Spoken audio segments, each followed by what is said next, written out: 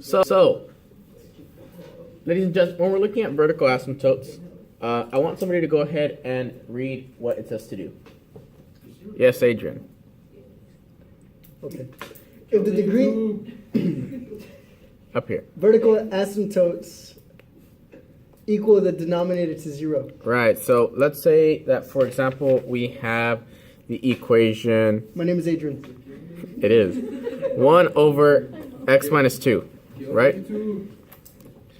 So if we have 1 over x minus 2, it says to equal the denominator to 0. So what we're searching for is going to be our vertical asymptote, so VA.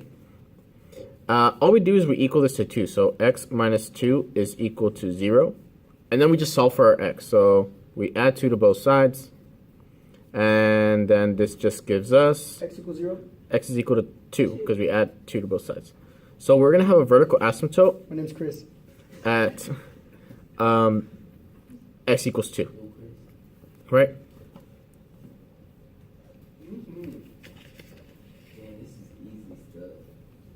You're such a good teacher, sir.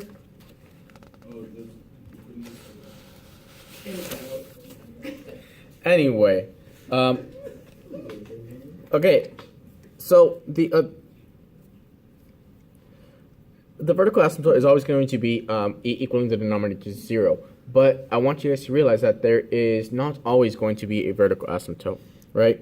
So let's say, for example, we have something like 1 over x squared plus 1. Actually, before we do this, let's go ahead and graph this one just to see what it would look like. So if we're going to go ahead and graph it,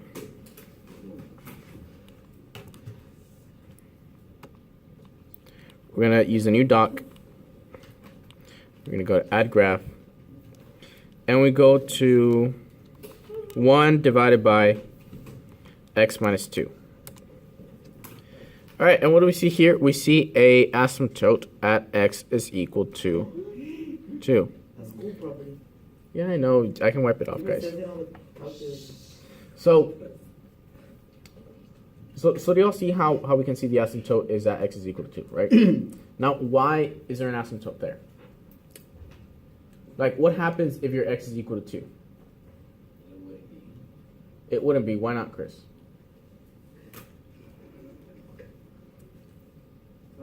Okay, think about it this way. Let's say we actually did plug in 2 to our x, so we'd have 2 minus 2. So we would equal that to 1 over 0, right? Can we divide anything by 0? If I wanted to put all of you into 0 groups, how would that work? You would have to. It wouldn't work. Yeah, it's undefined. So even if I go to my table and I go to split screen table, look at that. At 2, it says what? Undefined. So that's really what we're talking about with having an asymptote, a vertical asymptote at 2, right?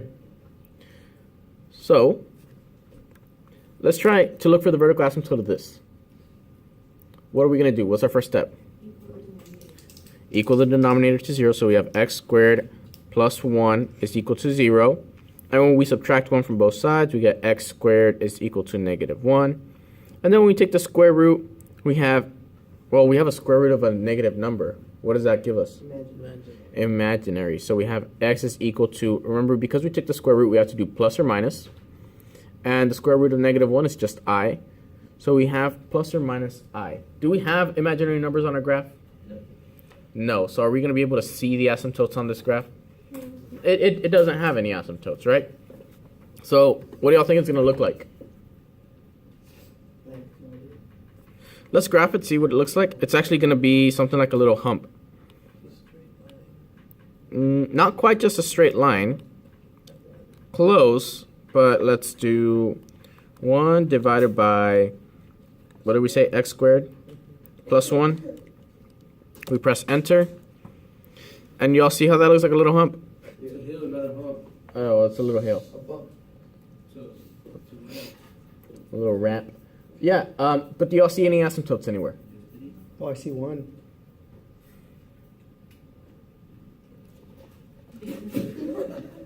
Anyway, No, there's no asymptote.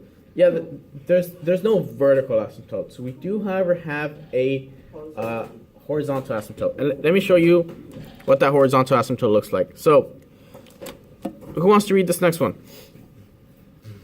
All right, Allison. Okay.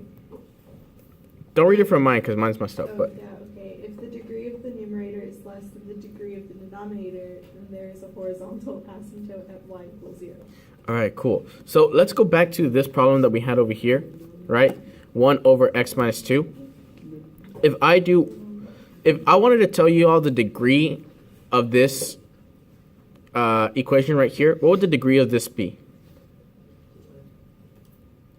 Like, I want you guys to think about this way. This is actually 1 times x to the 0 power, and this is x to the 1 power. All right? So, all these equations that I'm writing right now, 1 over x over x squared, 2x to the 3rd power plus 7x squared minus 1 divided by x to the 4th power, these all satisfy this condition, that the degree of the numerator is less than the degree of the denominator, right? Y'all see the highest exponent up here is lower than the highest exponent at the bottom. I want you guys to think about these as two different equations. This is one equation, and this is another equation. And this is your numerator, and this is your denominator. And someone asked me, like, sir, how do you remember which one's which? Well, I remember D for down, so the denominator is the bottom We one. learned this in, I think it was Like 3rd grade? yeah, 3rd grade when we started learning about Yeah. fractions.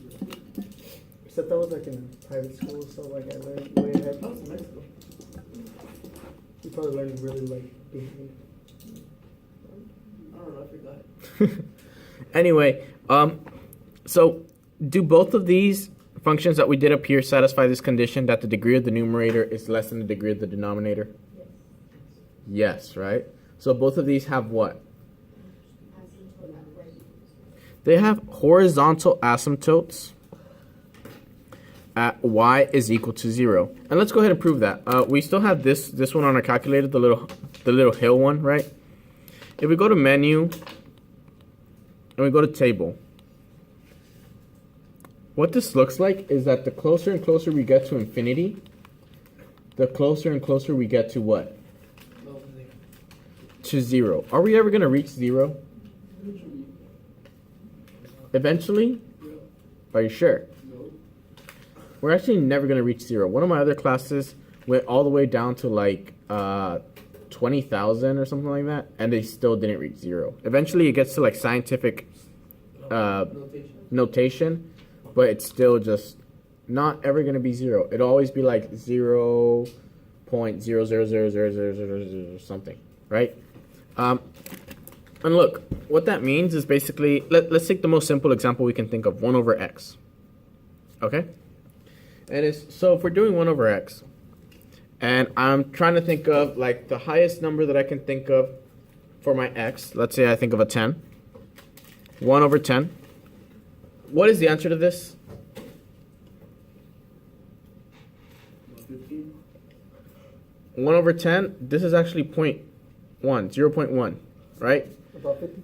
If I get bigger, so 1 over 100, this is 0.01. And 1 over 1,000 is 0.001. And do y'all see how the bigger the number gets, just the closer I get to infinity? The closer I get to 0, as I go towards infinity.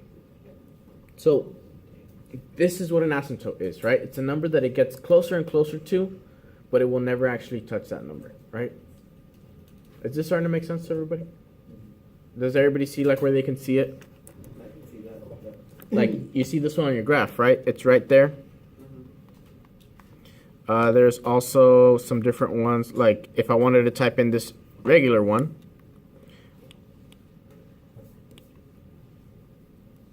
and I wanted to say, okay, my original one was x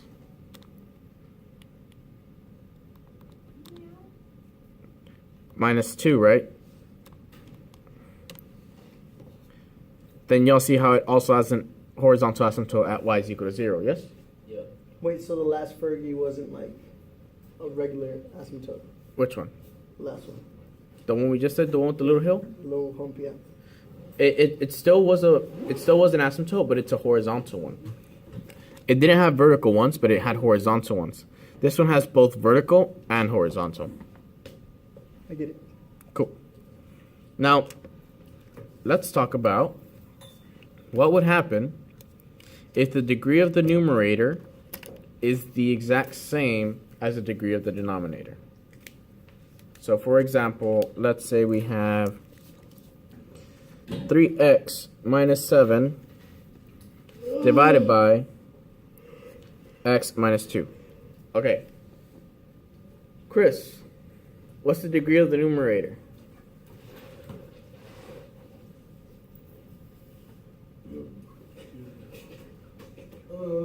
Well, you see,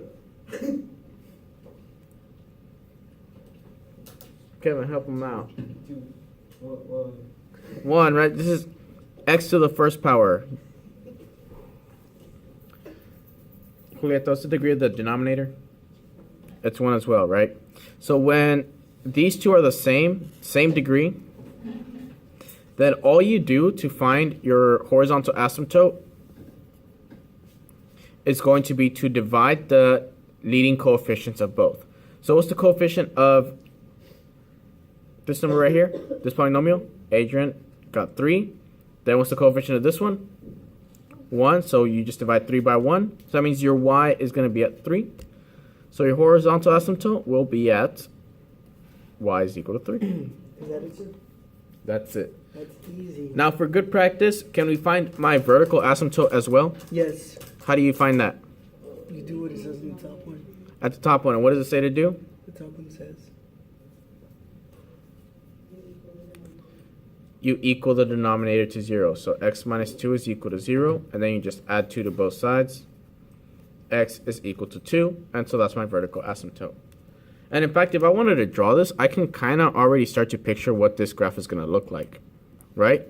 I have a horizontal asymptote at y is equal to 3. So 1, 2, 3. There should be a horizontal asymptote there.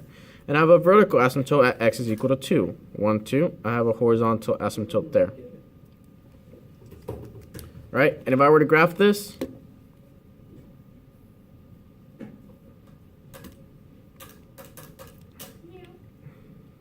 who's meowing?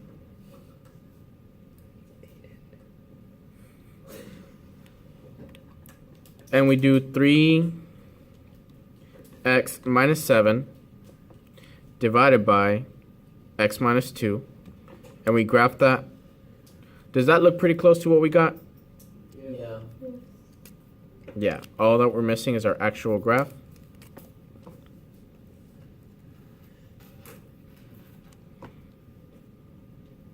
And that's all that there is to it. What do y'all think? All right, there's one more way that we could do this, and that is if the degree of the numerator is, and here's where I messed up on my paper, but I fixed it on yours, is greater than the denominator. You put greater or I 6, 7, 5.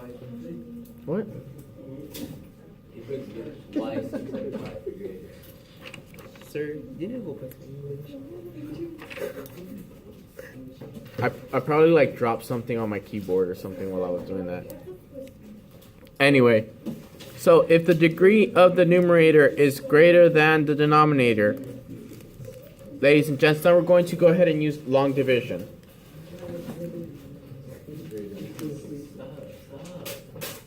Guys, take a seat, take a seat.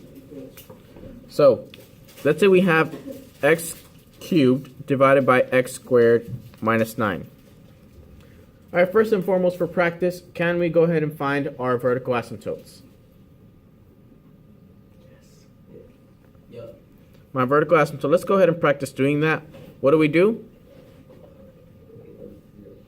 Equal the denominator to 0, so x squared minus 9 is equal to 0. I add 9 to both sides. X squared is equal to 9. My bad.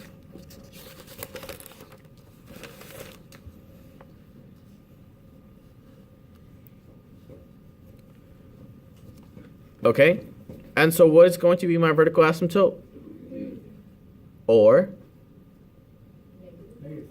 yeah, guys, remember, we have to do the plus or minus. So when we take the square root, we have to take the square root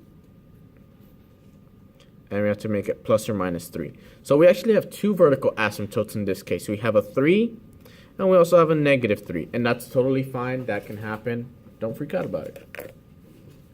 All right, now we want to look for a horizontal asymptote, right? It is x is equal to, right? So we have our horizontal asymptotes. And I kind of lied. These aren't actually going to be horizontal asymptotes. This is where our slant and our oblique asymptotes are going to come into play. In other words, they're going to have their own equation. So what do? We go ahead and divide this. So we have x cubed divided by x squared minus 9. We just do what the equation is telling us to. This says x cubed divided by x squared minus 9.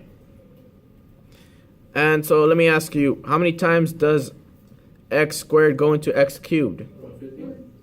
Not once. Twice.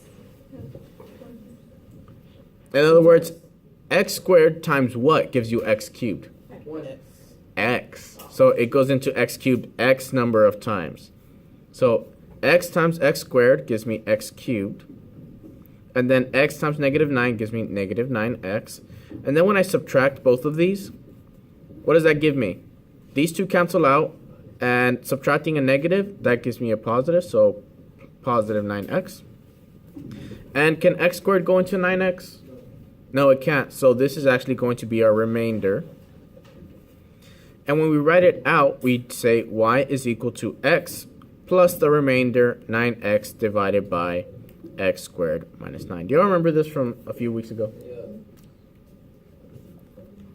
Now, let me tell you all a secret. This right here is your oblique asymptote.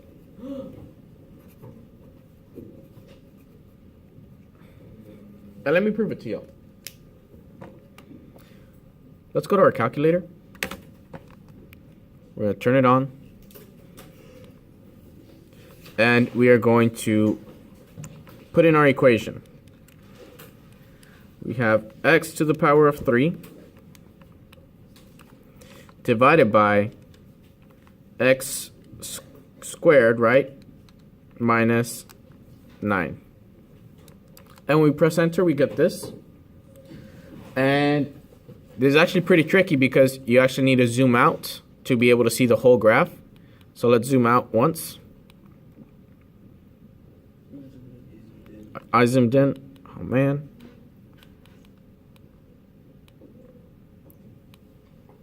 All right, do y'all see what happens? What do we have? We have these over here, right? So do y'all see how we actually have our two vertical asymptotes at -3 and +3?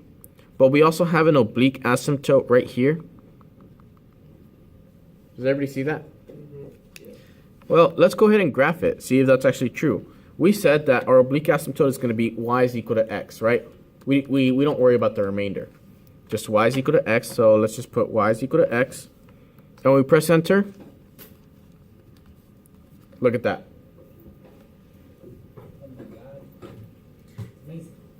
It's basically what we've been doing these past few weeks, just we're putting it all together. Make sense? Cool.